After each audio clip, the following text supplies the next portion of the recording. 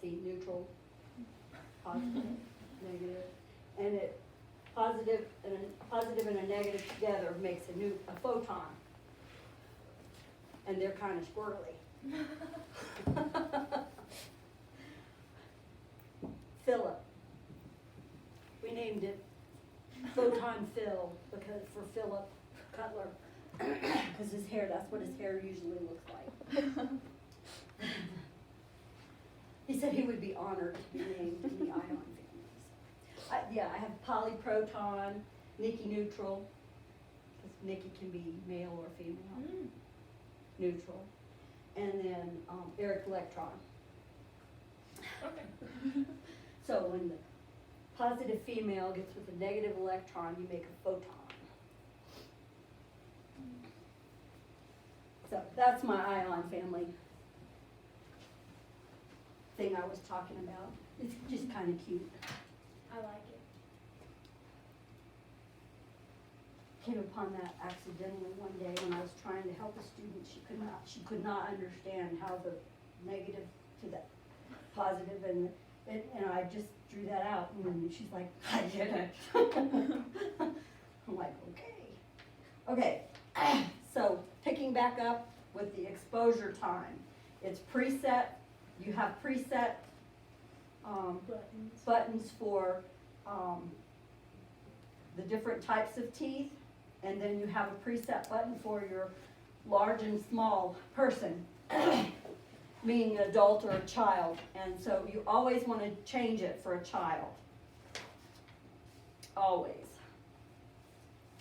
Then we have the MA station on the next page.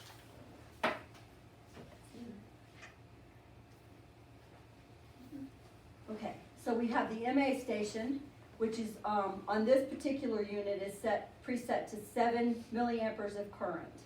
Other units may allow a selection from a changed range of incremental MA stations, but generally this is the setting that it's going to stay at. And the KVP control, is the setting for the number of kilowatts, and it determines the penetrating power of X-ray. On this unit, the kilovolt setting is either 60 or 70. Other units have incremental settings that range up to 90 kVp. Let's talk about the MA and the KVP for just a second to review and regroup.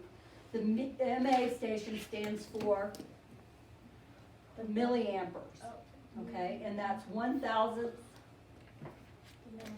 of an ampere, and it controls the quantity of X-rays produced, okay? The KVP, the KV is a unit of energy that's equal to 1,000th of a volt. 1,000th of a volt. And it controls the quality or the penetrating power of the X-ray. Quality of the penetrating power of the X-ray. Okay, so if this unit is set at 7 MA, 70 kV, what is the aluminum 1.5 requirement? millimeters. 1.5 millimeters. If it was a 190, if it was a 90 kVp machine, what would it be set at? What would your filtration be? 2.5. Aluminum filter would be 2.5 millimeters, correct. Okay. Okay, now I get to draw, oh boy, maybe not. Maybe I can just show you on this. Okay, so on the cathode, this is the actual X-ray tube. Inside that head, this is what you have inside here, okay? All this area, all this area is a glass envelope, okay?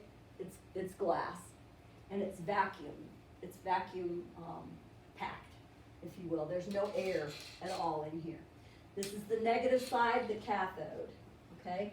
Write down up here on the board, cathode equals negative side, remember cathode as negative because electrons are negative and cats are like, ee. But that's the only way I remember You're absolutely correct, however you remember it. it. Yeah. And you know, I think that's how I remembered it as well. An anode is the positive side.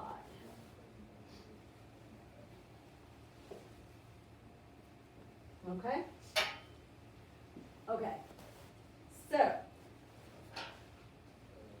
the cathode has a filament.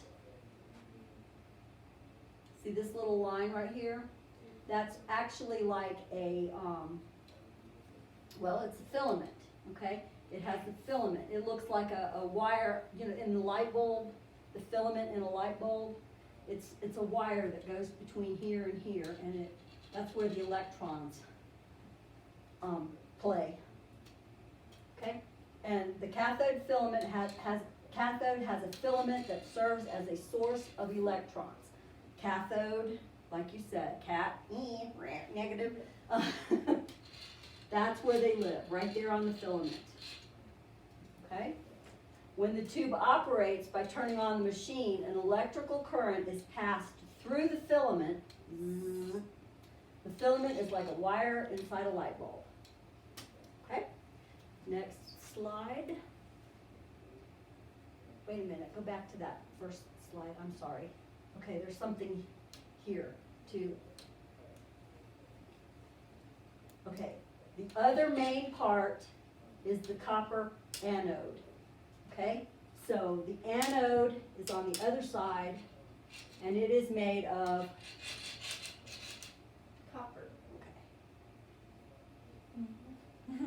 It's highlighted. I wonder why. Okay, copper. That's what is the anode made of? What material is the anode made of? It's copper. Okay, so now we can go.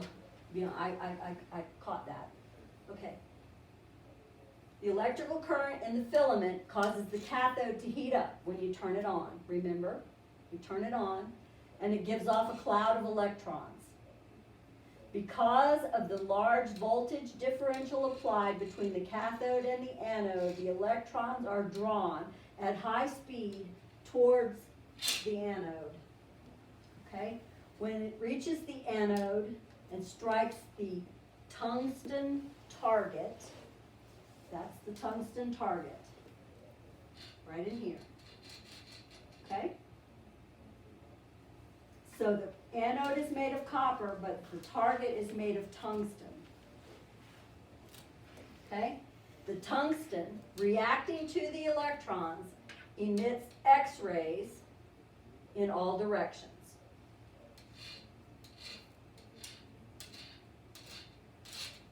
Okay? So we hit the buzzer, we hit the exposure button. This gets a shot of electricity, takes these happy little electrons, throws them over to the positive tungsten target, picks up a proton over here, picks up polyproton. Eric electron flies over to the anode, strikes the tungsten target, connects with polyproton, creates an X-ray that emits X-rays in all directions.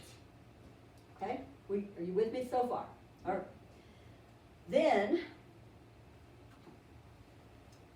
when the electron reaches the anode, they strike the tungsten target, reacting to the electrons, emits X-rays in all directions. The lead shielding blocks the X-rays in all but the desired direction. Okay? These X-rays can't get out. Okay? So they're absorbed in this oil that's around the glass envelope. Okay? It keeps it cool, because that's a hot prospect right there. Okay? So that's a hot reaction. So it absorbs some of the heat and the X-rays in the oil not allowing it to exit. The radiation that comes out of the unit toward the patient is called primary beam. Okay? Everything but the primary beam is absorbed in the tube head. Okay? The middle, Sorry. it's okay. Ugh, I'm like, oh my goodness, how do I do that? The middle of the primary beam, the very center of the primary beam, is called the central beam. So we're going to divide the primary beam even further with the central beam. If the current is increased and there are more electrons produced, therefore more X-rays are in the beam. Is that a good thing or a bad thing? Depends on where you are in the mouth. Depends on, yeah, you're right, you're with me, okay. So, it produces a lot of the negative, the low penetrating, waves, thank you, waves, Yeah. waves, and it also produces the short waves as well. But you're just gonna have more overall, because MA controls quantity, okay? All right, adjusting the KVP changes the wavelength of the X-rays. It makes them shorter and more strong, more penetrating, okay? So a lower KV setting yields longer wavelengths, less penetrating power. So the quality is affected here with the KV. KVP, quality, quantity. Like I said, if you get them mixed up, you're screwed. Because your answers are all going to be Opposite? yeah.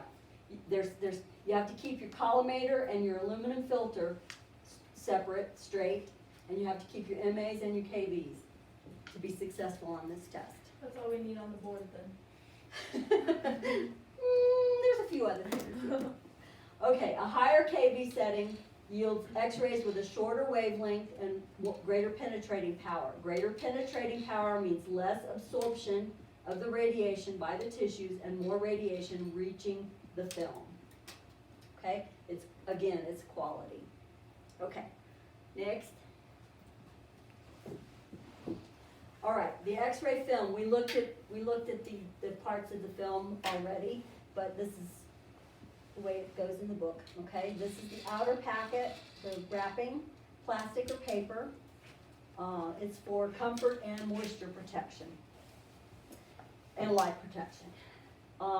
Inside you have the foil backing. The foil prevents scatter radiation from reaching the film. It also reduces the amount of radiation that passes through the film and into the other tissues. Then the inner wrap is for light and moisture. Okay, next. Okay, on the edge of every film is the embossed dot. Oops, sorry. It's okay. Wait a minute. The embossed dot. Remember, we're going to put the dot in the slot. Dot in the slot of the film holder so that it does not interfere with the diagnostic value of the radiograph.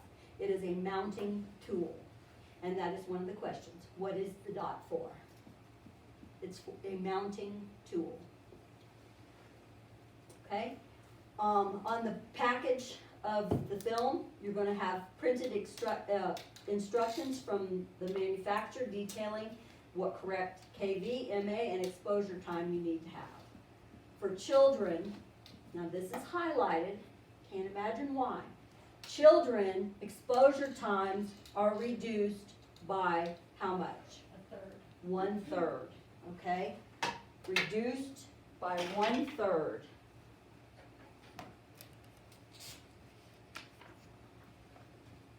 Children, exposure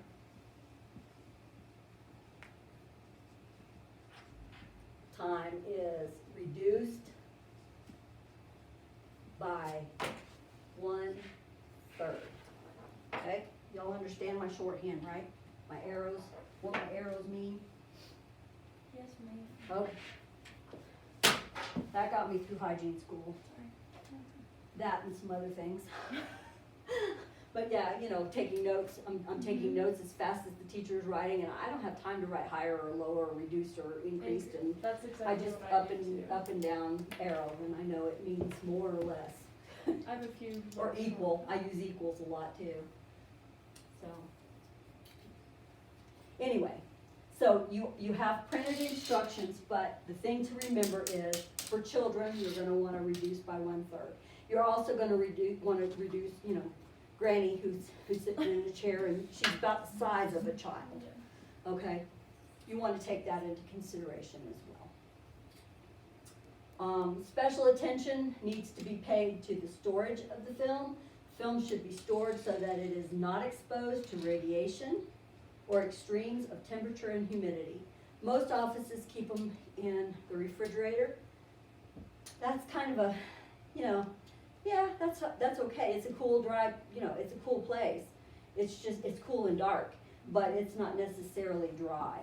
So, but if you use it fast enough, it's not a problem. It does keep it longer if you use it quicker, you know. Okay, next.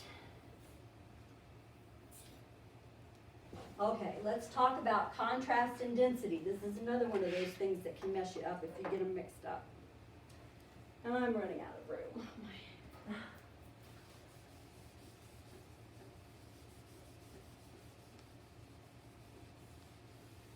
Okay. Contrast. Somebody read me the definition of contrast. The difference in density between adjacent areas on or of an image. The difference in density between adjacent areas of an image. Oops. Just jumped right out of my hand. Between adjacent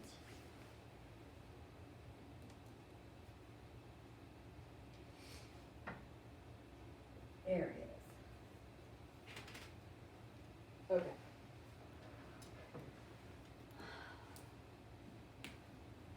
Density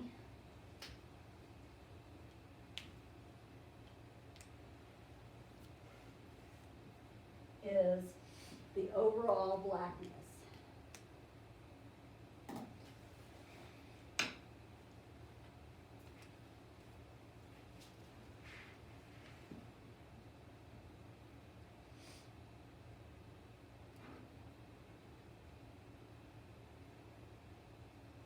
Of an image, okay? Okay, so basically contrast, you're gonna have a lot of shades of gray, right?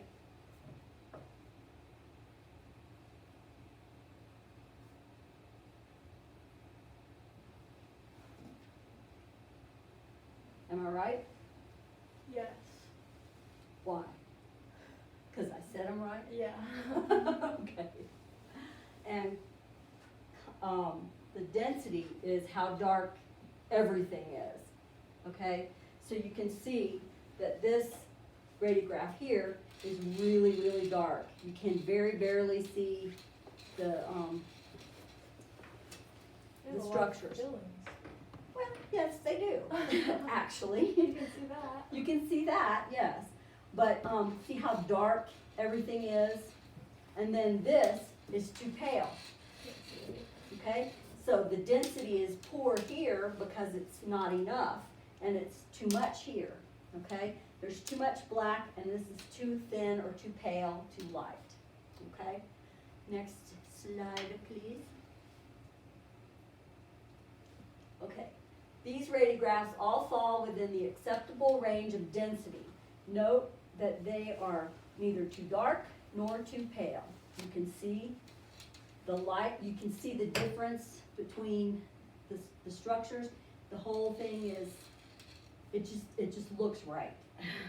okay? It just looks right. This one's a little darker in density, but it's still within the realm of normal because you can see. Remember the picture before, we couldn't really see the structures very well because they were all so dark? And then this one as well. What do you think this is? Just, Is that a sinus? it is a sinus. It is a sinus. And you saw the fillings. This would be a crown. See what else can we see in this x-ray? A little overhang of the filling right there. Okay, that's a very large filling, That is. and it's got a little overhang right there. Overhang means overhanging the tooth, okay, the prep. Okay. There are many causes of density problems in radiographs. The most common cause is improper processing. Okay? That's gonna be your number one cause, but there's other causes. Before you consider other factors that might affect the density, check your processing thoroughly, okay? If you have a direct digital sensor, you're not gonna be able to do that. There's a way to change that contrast and density with a flick of a button. So it's a lot easier. Up a little higher, please. Oh, that's it, okay. Exposure time can also cause density. Anything that can cause it to be, things that can cause it to be too dark are improper processing, exposure time. So the longer the exposure time, the darker the film? That's correct. An increase in exposure time increases the amount of radiation striking the film. This increases density. Should have read that. You did fine. I'm glad you did it without reading it. Okay, so next slide. Okay, this, I wonder if this is important. yeah. What gives you that idea? Okay, the density is also affected by the distance between the X-ray cone and the film itself. The cone should always be positioned close to the patient's face. So it's gonna be lighter if it's away from the PID is away from the face. It's gonna be darker if it's closer to the face. There is a rule that we're gonna come to about how far it should be from the face. So there is you'll know specifically how far, but at this point, okay. This inverse square law, I'm gonna be honest with you, I struggle with it every day. I just don't understand how it works. I really don't. It's a law in physics, and the best thing I can tell you is memorize it. That's what I did, because I didn't try to understand it. It's just, for me, it's just above me. But anyway, what it says, the importance of the distance between the X-ray source and the film is explained by a law of physics called the inverse square rule. My recommendation is that you Google inverse square rule and read about it in physics, and it might help trigger something that might help you to understand it better. But memorizing it will get you done for the test. As the graphics illustrate, when the X-ray source is moved closer to half the distance of the film, the beam shines on a much smaller area. The area is 1/4 the size. So if you move the X-ray source half the distance from the film, the amount of radiation, the area is 1/4 the size. It's smaller size, and the amount of radiation is the same. That means the intensity of the exposure is 4 times as great. I remember you taught me this by like doing a flashlight and shining it I on did, the wall and I then did, close. and I like, don't have my slowly- flashlight. I have a phone That was- flashlight. But that's Okay, it. well, let me have it. If it helps them. Probably won't be able to see it as well, but it might work. It might work. We might have to turn all the lights off. Okay. Yeah, we We do probably that. will. Probably will. Okay, so here's the area that's being shown, okay? If I move it closer, you see that it got smaller. Yes. It's 1/4 the size. I moved it half the distance and it made it 1/4 the size. That means that it's 4 times more penetrating than it would be out here. Okay. Okay? Is that the way I explained it? Yeah. Okay.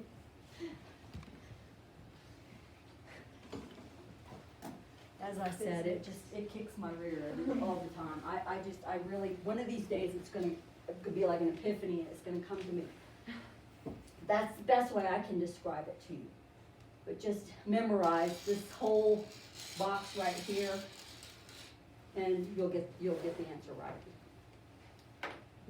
Okay? Are we good on this now? Yep. Everybody got a chance to well, you've got it in your, you can download it yourself. Okay, the thickness of the object being X-rayed can also affect how much of the beam penetrates to the film. For example, a molar projection requires more exposure time than a premolar projection. Molars are thicker and absorb more radiation. If the exposure time is too short, the radiograph may be too pale. Another thing that can affect the density is the speed of the film. Remember what I said about the speed film. The faster the film, the less radiation that's required.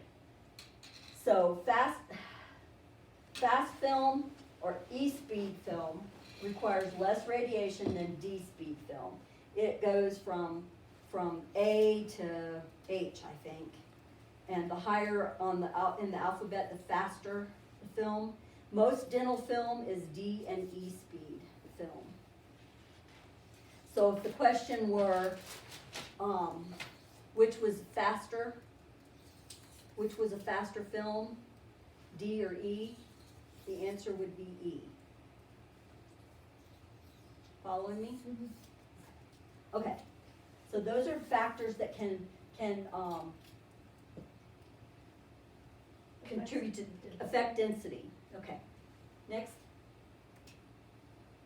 Okay, contrast, by contrast, means that this has low contrast. In addition to the blacks and whites, it has many shades of gray. Okay, low contrast, many shades of gray. Okay, and then high contrast is going to have fewer shades of gray. Okay, can you see this? There's lots of gray in here. It's low contrast because it shows black and white, but a lot of shades of gray too. This one has high contrast, it's too much contrast because it has fewer shades of gray. We want right in between here. Okay? Poor contrast can result from different factors. Film fog. What can cause fogging? Accidental exposure to light can cause film to be fogged. High temperature or exposure to chemicals can affect contrast. Scatter radiation can cause poor contrast. Film that's out of date may cause poor contrast. Poor contrast is not caused by processing. That would be your density. Okay? The main factor affecting contrast is the KVP setting. Okay?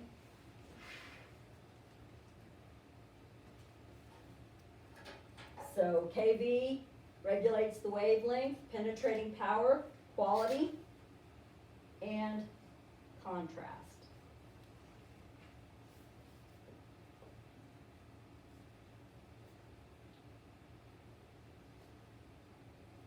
Okay? A lower KVP setting will produce a higher contrast because more of the beam is absorbed by the tissues, and that results in a black and white film. A higher KVP setting produces lower contrast because there is less absorption by the patient and more radiation penetrating to the film. This results in a film with more shades of gray. Okay?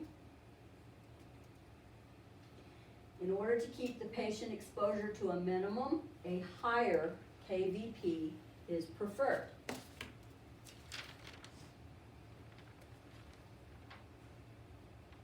This is the beginning of the first, like, this is like the Second part of last, the book? yeah.